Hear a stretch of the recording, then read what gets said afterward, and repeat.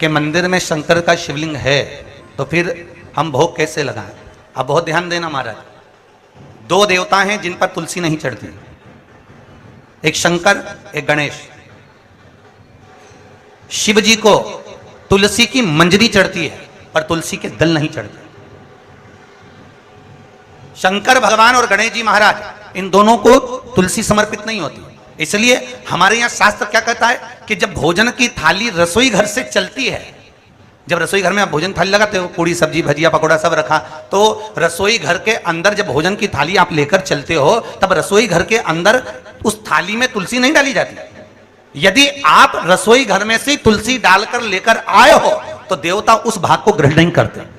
ध्यान दीजिएगा महाराज, जैसे मान लो ठकरा रही है और एक बर्तन में, एक पात्र में कोई भोजन लेकर आए और उसमें तुलसी डालकर लिया है, और वो तुलसी डालकर यदि यहां लेकर आए हैं तो उसको भगवान स्वीकार नहीं करेगा, क्योंकि शास्त्र रीति विष्णु पुराण, शिव पुराण, स्कंद पुराण में स्पष्ट कहा गया जब भगवान के सामने भोजन की थाली पहुंचती है, पहुंचने के बाद आज उसमें तुलसी का दल डालते हो। तो तुलसी का दल भगवान के सामने थाली पहुंचने पर क्यों डाला जाता है, उसका भी प्रमाण हमारे यहां शिव पुराण और विष्णु पुराण में कहा गया। क्यों? क्योंकि देवताओं में प्रथम देव कौन से हैं जिनकी पूजा जाती है?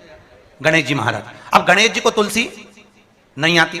अब मान लो यदि आप रसोई घर में से थाली में तुलसी डालकर लेकर आते तो सारे देव तो उस भाग को ग्रहण कर लेते, पर देवताओं का जो अधिपत्य है, देवताओं का जो अध्यक्ष है, अगर वो ही भोजन नहीं करेगा तो बाकी के देवता करेंगे क्या? अरे बोलो तो जम के नहीं। अगर अध्यक्ष का ही अपमान हो गया तो बाकी के कोई ग्रहण नहीं करेगा। इसलिए जब थाली भगवान के सामने पहुंचती है उतनी देर में, जब तुलसी डलती है उतनी देर में गणेश जी महाराज अपनी दृष्टि देकर उस भोजन को ग्रहण कर लेते हैं, और तुलसी डलने के बाद देवता उस भाग को पा लेते हैं। तो दो देव होते हैं, प्रथम देव श्री गणेश जी महाराज जिनको महादेव ने, भगवान शंकर ने प्रथमता दी है, और द्वितीय भाग में देव अधिदेव महादेव।